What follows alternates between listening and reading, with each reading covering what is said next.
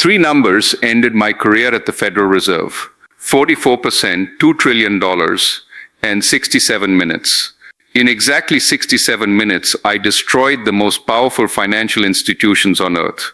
Not with regulations or policy changes, but with three numbers that Wall Street had spent 2 years desperately trying to hide from the American people. I was sitting in my Chicago office when the secure line rang at 2:47 p.m. Eastern.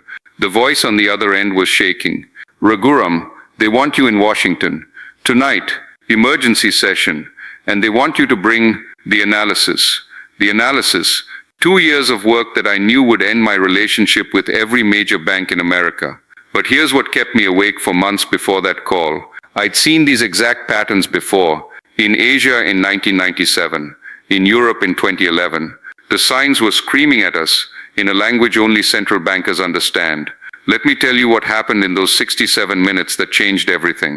At 3:15 p.m., I walked into a room containing the most powerful people in American finance. Fed Chair, Treasury Secretary, heads of JP Morgan, Bank of America, Goldman Sachs. The same people who had dismissed my warnings about systemic risk back in 2005. The same people who called me an alarmist when I predicted the 2008 collapse. They weren't dismissing me anymore. "Raghuram," the Fed chair began, his voice strained, "we need you to explain what you found, and we need you to explain why you think this is different from 2008. I opened my briefcase and pulled out a single sheet of paper, three numbers that would paralyze the most sophisticated financial system in human history. The first number is 44%, I said, watching their faces carefully. That's the percentage of commercial real estate loans that are currently underwater, not non-performing. Underwater. The properties securing these loans are worth less than the debt they carry." The Goldman CEO interrupted. "Raghuram, that's not possible. Our internal assessments show." "Your internal assessments are fiction," I replied quietly. "Your banks are using held-to-maturity accounting to hide losses that would trigger immediate regulatory intervention if marked to market." The room went silent, because here's what they understood in that moment. I wasn't making accusations. I was stating facts they already knew but hoped would remain buried in regulatory footnotes. "The second number is $2 trillion, I continued. "That's the conservative estimate of unrealized losses sitting on American bank balance sheets right now. Bond portfolios purchased at near-zero interest rates now worth 15 to 20% less than their carried value." I watched as the Bank of America head reached for his phone, then stopped, because calling his risk management team wouldn't change the mathematics. When interest rates rise from 0.25% to 5.5% in 18 months, bond portfolios don't just decline, they crater. "But here's the number that should terrify you," I said, leaning forward. 67 minutes. That's how long it took Silicon Valley Bank to collapse once their losses became visible. Not 67 days, not 67 hours, 67 minutes. The Treasury Secretary was taking notes frantically. "Raghuram, are you saying we're facing another banking crisis?" "I'm saying we're facing something worse," I replied. In 2008, the crisis was concentrated in subprime mortgages, bad loans to people who couldn't afford them. This crisis is in supposedly safe assets, government bonds, agency mortgage securities, the foundation of the entire system. What happened next revealed the depth of their panic. The JP Morgan CEO asked the question they'd all been avoiding. How many banks are at risk? I opened my second folder, regional bank exposure data that the Federal Reserve had been collecting quietly for months. Every regional bank with assets between $10 billion and $100 billion is sitting on unrealized losses exceeding 15% of their total capital. Not their excess capital, their total capital. The mathematics were brutal and undeniable. When Silicon Valley Bank announced a $1.8 billion loss on securities sales, depositors panicked. Bank runs in the digital age don't happen over days. They happen over hours. Here's what your stress test didn't capture, I explained. Contagion in the social media era. When one mid-sized bank fails spectacularly, depositors at similar banks don't wait for analysis. They act immediately. I could see the realization spreading across their faces. The Federal Deposit Insurance Corporation covers deposits up to $250,000. But the wealthy individuals and businesses that keep regional banks solvent, they have millions in deposits. Uninsured millions that can disappear with a few clicks on a smartphone. The third crisis factor is commercial real estate, I continued. Over $1.5 trillion in commercial real estate loans mature by the end of 2025. Office buildings purchased when rates were 3% now need refinancing at 7%. Properties that generated sufficient income to service debt at low rates are failing at current rates. But here's what made this briefing different from every economic warning I'd ever given. I wasn't predicting crisis. Extend and pretend, I said, using the industry euphemism. Banks are rolling over bad commercial real estate loans rather than foreclosing because foreclosure means recognizing losses immediately. But this strategy only works if property values recover. They're not recovering, they're declining. The Fed chair asked the question I'd been expecting, "What's your recommendation?" This was the moment that would end my career in central banking, because my answer wasn't what they wanted to hear. Immediate stress testing of all regional banks using current market values, not book values. Mandatory disclosure of unrealized losses on all securities portfolios. Preemptive recapitalization of institutions showing capital inadequacy, and direct Federal Reserve intervention to provide liquidity during the inevitable bank runs. Silence. Then the Goldman CEO spoke. "Raghuram, what you're describing would trigger the exact crisis you're trying to prevent." "The crisis is already here," I replied.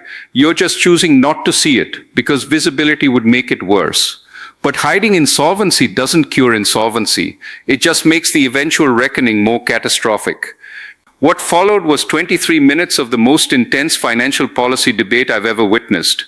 Bank executives arguing that disclosure would create unnecessary panic. Regulators insisting that the system remained fundamentally sound. Politicians worried about election year economic disruption. But here's what none of them wanted to acknowledge. The shadow banking system that nearly destroyed the global economy in 2008 had grown to $86 trillion. Non-bank financial institutions now held more assets than traditional banks, with less regulation and higher leverage. When this crisis hits, I warned, it won't stay contained in regional banks. Hedge funds, private equity firms, insurance companies, pension funds, they're all interconnected through credit relationships that regulators can't even map completely. The Treasury Secretary leaned back in his chair. "Raghuram, you're describing financial contagion on a scale that would make 2008 look manageable." "Exactly," I said. "And the tools we used to fight the last crisis won't work this time. Interest rates are already elevated. Federal debt is approaching unsustainable levels. The Federal Reserve's balance sheet is massive. Our policy ammunition is largely exhausted." Then came the question that revealed how desperate they'd become. "What would you do if you were Fed chair right now?" I looked around the room at faces I'd known for decades. People I respected even when I disagreed with them. People who were about to learn that sometimes central bankers have to choose between bad options and worse options.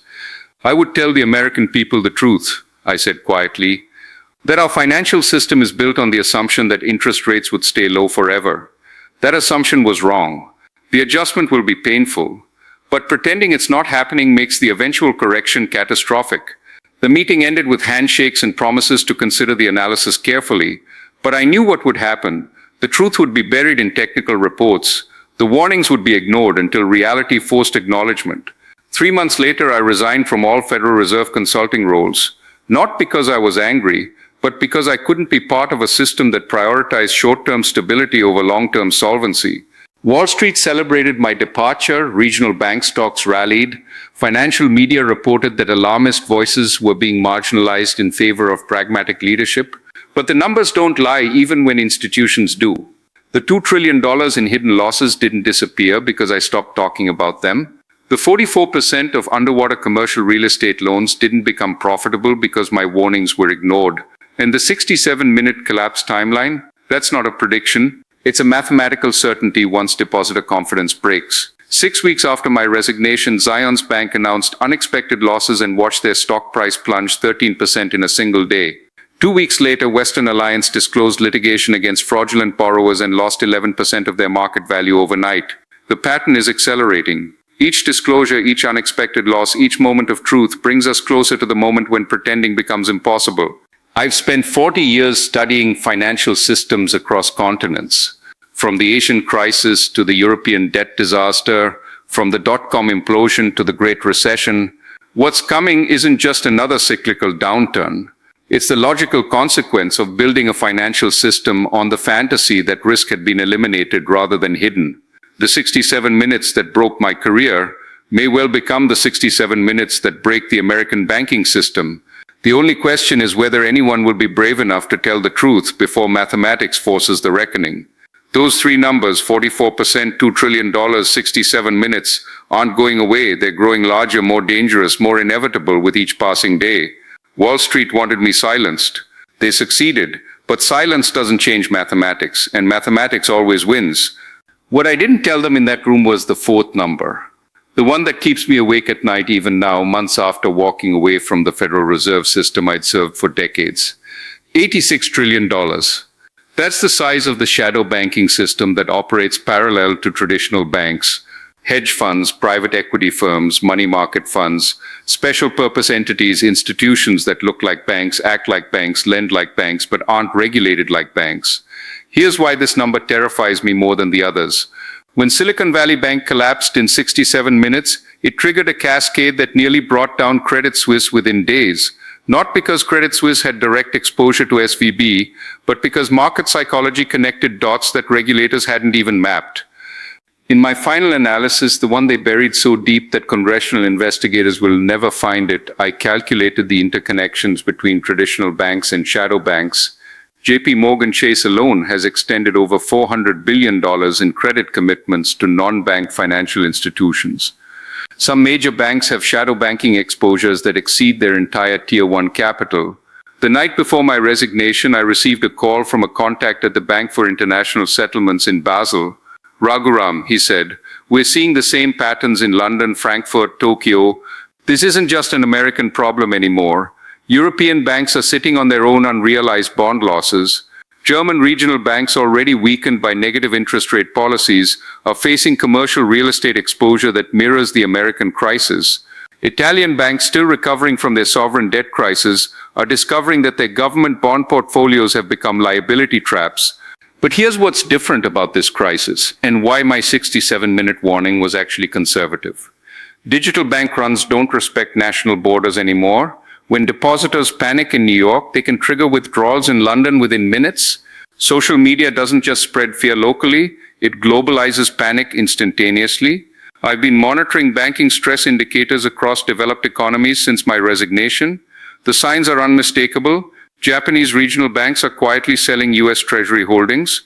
European money market funds are reducing exposure to American commercial paper. Chinese banks are accelerating their dollar reserve reductions. This is what death spirals look like in the modern financial system. Not dramatic collapses, but quiet retreats that compound until they become avalanches. The Federal Reserve's emergency lending facility, established after the SVB collapse, has become a permanent fixture. Banks are borrowing hundreds of billions, not for expansion or investment, but for basic liquidity maintenance. That's not a sign of system health. That's a sign of system life support. What haunts me most is the political response to financial instability. When banks start failing visibly, governments face impossible choices. Bail them out and you reward the exact risk-taking that created the crisis. Let them fail and you trigger depression-level economic contraction. But there's a third option that no one wants to discuss publicly: controlled demolition of the current system and reconstruction under entirely different principles. That's not reform, that's revolution. And revolutions in financial systems don't happen peacefully. I've watched this pattern in emerging markets for decades. When debt becomes unsustainable, when institutions lose credibility, when mathematics overwhelms politics, societies don't adjust gradually, they break suddenly and violently. The American financial system is approaching that breaking point. The only question is whether the break will be managed or chaotic, controlled or catastrophic. My 67-minute warning wasn't just about bank failures. It was about the death of the post-war financial order and the birth of something entirely different. Something that will either emerge through planned transition or violent collapse. Wall Street chose violence. They chose to fight mathematics with politics, to battle reality with public relations. They chose to silence the messenger rather than hear the message. History will judge whether they made the right choice. Mathematics already has.